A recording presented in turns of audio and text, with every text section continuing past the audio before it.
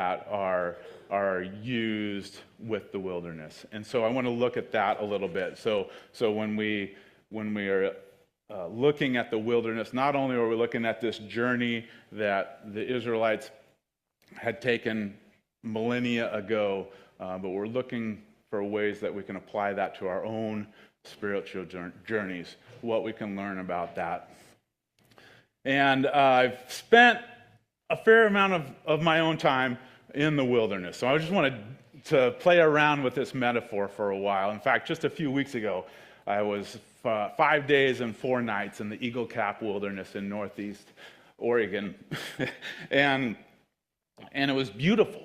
And it was truly a wilderness experience, but there was the people that I went with had done a lot of research on this trip. They had read some accounts of people who'd gone the same route that we had gone. They had a Gaia GPS on their phones. There was a paper map, and so we knew the path that we were going to take. And there was plenty of water. We had plenty of food. So in my mind, the outcome of the journey was never in question. I had a legitimate wilderness experience, but it felt like it was a little bit curated at times. And it was really, really nice, and it was beautiful. And that's not how all wilderness experiences go. I'm sure Cassie, my wife, would be happy to tell you about a wilderness experience that I took her on one time. And we had full backpacks, and we went on this loop, and we had a wonderful night by this lake, and then on the way home the next day, we were going to take a different trail to get back home. And little did I know that they had stopped maintaining this trail somewhere in the past 15 to 20 years. And so as we started down this trail, it very quickly actually started to disappear. And before long, there was no sign of it whatsoever. There was just piles and piles of snow brush, which if you haven't experienced, are just thick and dense and hard to navigate, and you can kind of end up walking over the top of them, and then you punch through and fall down, and with the weight of a full pack, you land on your face, and you get all scratched up, and it was hot outside, and we ran out of water, and we didn't have extra food, and while I, as the guide in the experience, I was 55% sure we were going to be fine, and I knew where we were going, but Cassie may not have had that same level of confidence in me. And she was hungry, and she was tired, and the outcome was not at all certain in her mind. And that was a very different wilderness experience than the one I had a few weeks ago. We survived. I think we're better off for it, but it had some ugly moments to that. And in all honesty, when I was thinking about the sermon for today, I came prepared. Thinking about the sermon today, I was really planning to talk about the wilderness experience much closer to the first one I talked about, this curated experience. And I was going to regale you with all these stories of hope and recite poetry to you about how the wilderness can be such a good place to be. And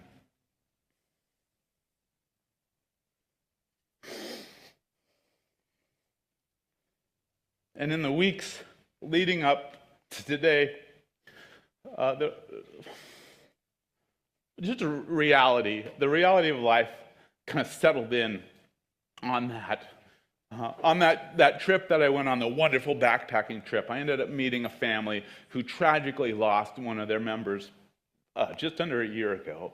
And they're still reeling from that and figuring out what it means to move on in life from that moment, what that journey will mean to them.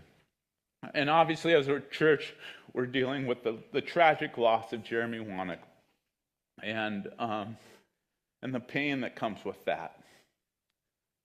And to talk about wilderness experiences in a way that borders on trite and meaningless just didn't seem seem right.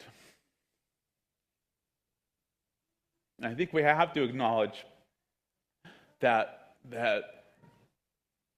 people go through wilderness experiences on their spiritual journey, and they're not curated. They're not easy, and the outcome can remain in doubt for a long time in that process. And as much as we may want to gloss over that fact, the reality is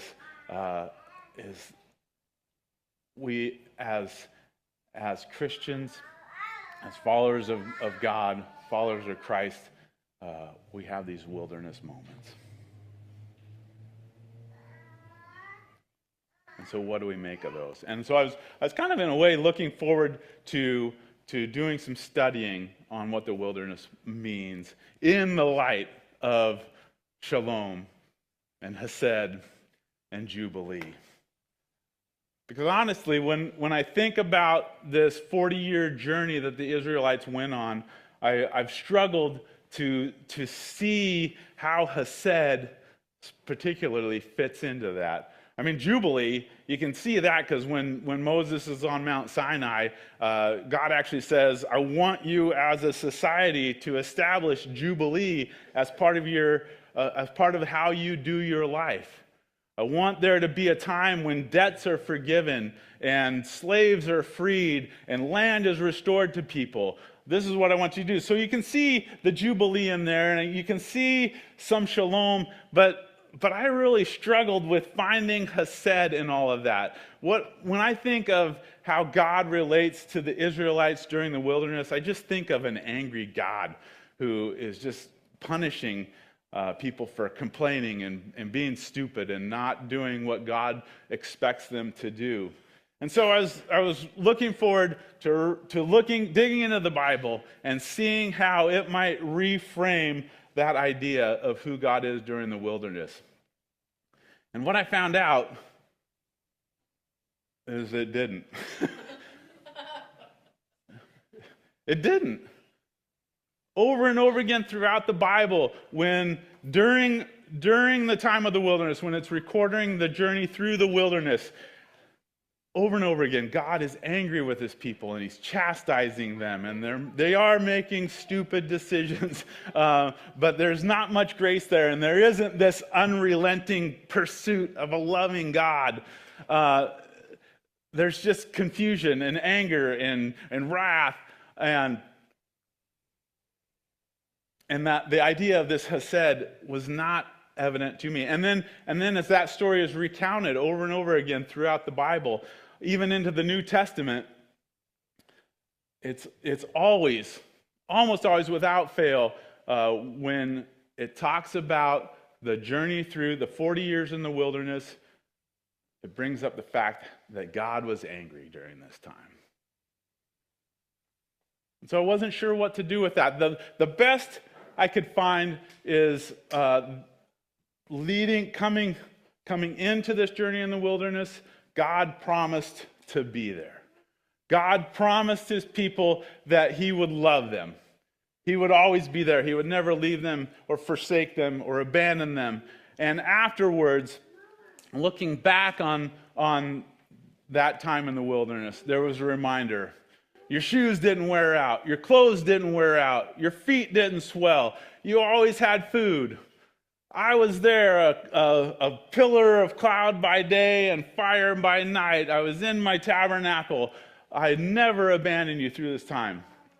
And it's interesting to me. Let's look at Deuteronomy 8, this passage. So this is, I believe it's Moses talking to the people before, as they're on the banks of the Jordan, getting ready to pass over, and he's saying, you are about to enter the promised land. God is going to keep his promise.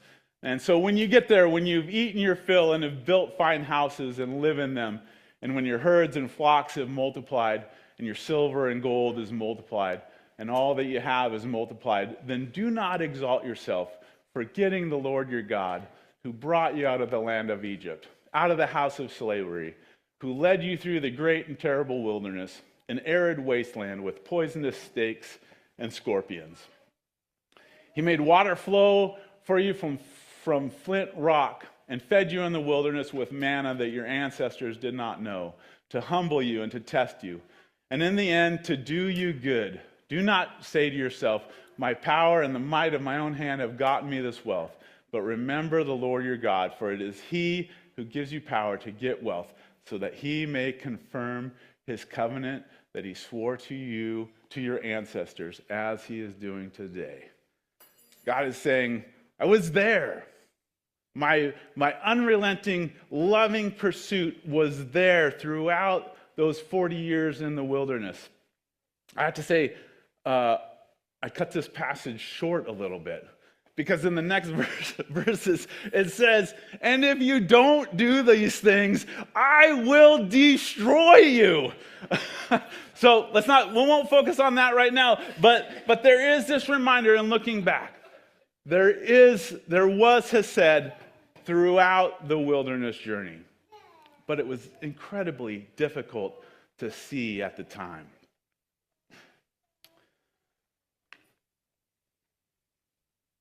So what that makes me think about is that maybe there's a reason for that.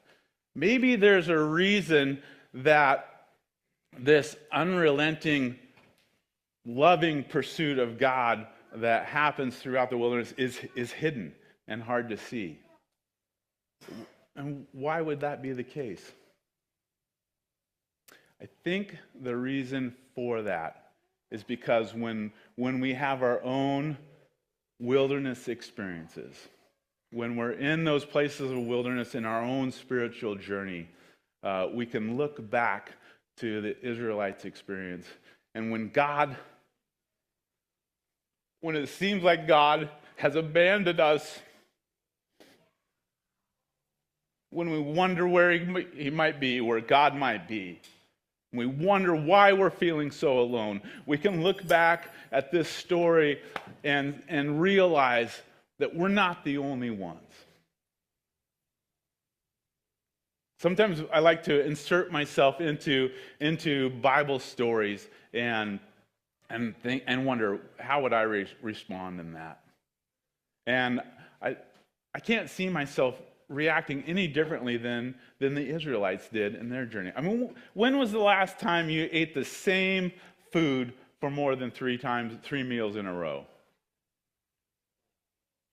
If I was doing that, I would be complaining about that.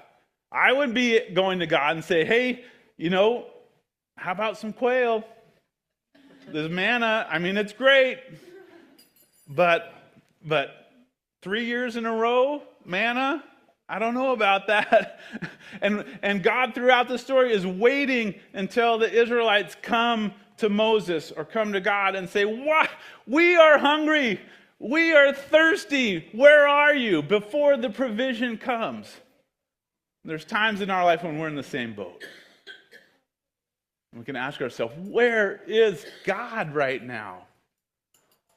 God promised that he would lovingly pursue me, that he would always be there. And I'm looking into my life, and I can't see any evidence of that. What is going on? And we can look back to the Bible, and we can see a story where God was just as seemingly absent, and realize that may be part of God's plan. Hopefully it doesn't last 40 years in our case. But who knows? And so one of the reasons I want to talk about this is because I'm a sucker for paradigms. I love a good paradigm. And in my mind, the only thing better than a good model that explains something is a new model that causes a paradigm shift, and we have to look at things a little differently. And when I look at models of spiritual growth, spiritual development, I haven't found one that doesn't have some sort of wilderness type experience in it. I love Richard Rohr. He talks about the 3 circles of spiritual development: order, disorder, reorder. And disorder is this time of wilderness in people's lives.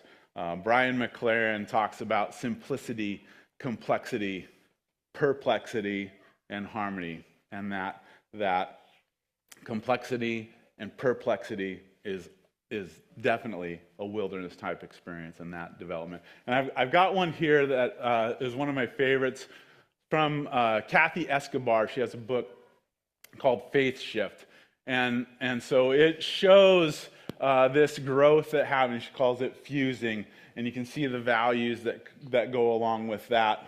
And then at a certain point in that, there's certain questions and doubts that come along, and there's this shifting that happens where things seem kind of uneasy. Through that, as people are dealing with those shifting, there's a couple of options. One is to return back to that point of fusing. And maybe it means a little different way of looking at the Bible. Maybe it means finding a different church to go to. Maybe it means hiring a new pastor to get a little different perspective. I'm not suggesting anything. I'm just saying that there's this returning that can happen. And for those who don't return, there's this unraveling, and things just seem to fall apart. And it's disorienting. It's scary. It creates anxiety, and in my experience, just this horrible anxiety about, have I started down the slippery slope that people have warned me about for years and years? Am I on that journey? And towards the end of that unraveling, there's a couple of different things that can happen. And one of them is this idea of severing. Some people reach the end of that unraveling, and for a variety of reasons, and I think many of them are very valid, they make the decision, I can't be a part of this anymore. It's not true to who I am and how I see the world around me and how I understand God or a lack of God. But for those who don't do that, there's this period of rebuilding that happens. And I like the fact that it's a squiggly line, and it's messy, and it's not predictable. It's not even maybe controllable, but it's new and it's different. It can never be the same as it was before, but in so many ways, it's so much better. I love that model for so many reasons. One is the fact that there is that returning, which happens for a lot of people, and that is valid. And I have a ton of respect and admiration for people I know who have done that, who that has been a part of their journey, and I would say that's 100% valid. Though at times I would say, no way. You got to go all the way through the process, because I want to go all the way through the process, and I think that's the journey I'm on. But it's not the journey for everybody. And the same thing about severing. There's many people who I love and respect, and I completely understand the reasons that they have behind the decision they made to sever that. And I think we as a church need to ask ourselves if we are complicit in any of those reasons for people abandoning the faith journey. But the rebuilding process is incredible, and it's beautiful, and worth pushing through all the anxiety and the fear and the questions and the doubts. It's absolutely worth it. So in closing, I just want to say that my hope in talking about this is to encourage us as a church to figure out ways to do better at engaging with individuals and communities who are in places of wilderness. I don't think historically we've done a great job. I think St. Thomas has done a wonderful job with that, but I think there's plenty of room for growth. But historically, my experience is churches love to tell the stories of the returners. And they love to tell the stories of the rebuilders. But they don't know what to do with the people in the wilderness. And if that is a legitimate part of people's spiritual journeys, then we need to figure out a way to engage with that.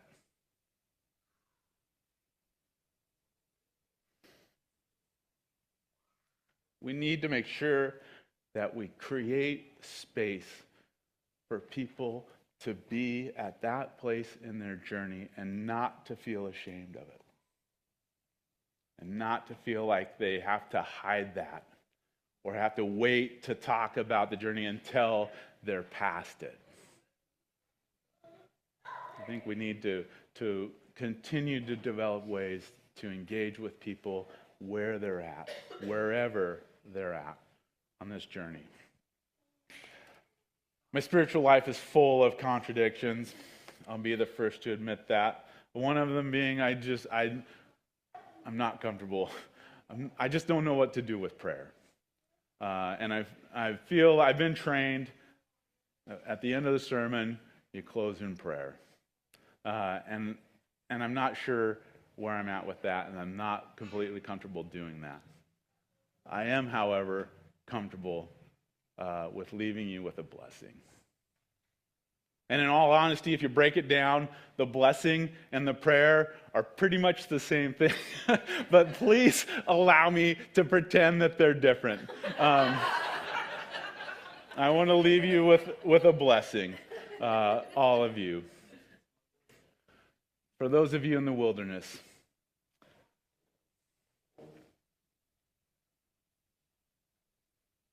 may you have the courage to share your experience with somebody that you trust. And may you have the faith to believe that even if you can see no sign of God, that doesn't mean that God's not there. God has not abandoned you. And for those of you not in the wilderness, may you have the grace and willingness to enter into the spiritual journeys of others. And when you engage with those in the wilderness, may you avoid the pitfalls of dismissiveness or romanticization as you engage with their wilderness experiences. We're going to have